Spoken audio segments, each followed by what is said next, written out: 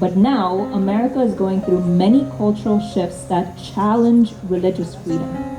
One such shift is that religious communities are feeling censored or having to adopt new ways to exercise their faith because of social or governmental pressures.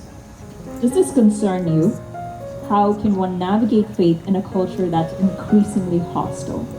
I think we got a really clear look when COVID came in and they wanted to shut down our churches and our places to worship across the line, no matter what religion. And the fact that basically it was a bullying, and to see what can we do, because they don't want us worshiping, they don't want us celebrating our Lord or whatever religion that is. It's control. And the bottom line is control. And if we tell you to shut it down, will you do it or will you fight back? And I was grateful to see that a lot of the churches decided to stay open. And what's amazing is a lot of the churches are like, well, you know what, we don't want to get in trouble, or we don't want to fight, even though this really isn't constitutional, we have a right to be open. And I've been talking to churches, I've been going around and speaking about why it's so important that Christians and all religions get up and vote. As a Christian, we've got about 30% of Christians vote in this state. That's it. Do you know if we had another 10%, we would be running this state? And that's how close it is. So for me, when I saw the churches that were open, I was so proud of them because they weren't afraid of, being shut down or something legality-wise.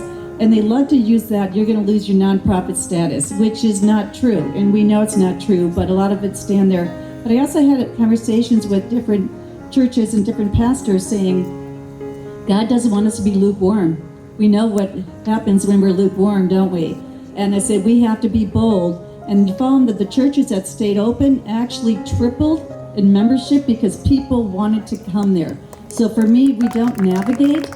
We use a bulldozer and we keep moving forward, and we stand up against anybody that's going to try to shut this, our beliefs down and our right to actually witness, our right to have our faith.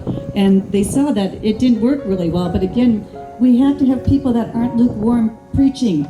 We have to have people that are bold out there. And we've got great churches and great rabbis and preachers and priests and you name it. But we have to make sure that this is their job. That we know that God gives them high responsibility and expects it back, just like He does for all of us.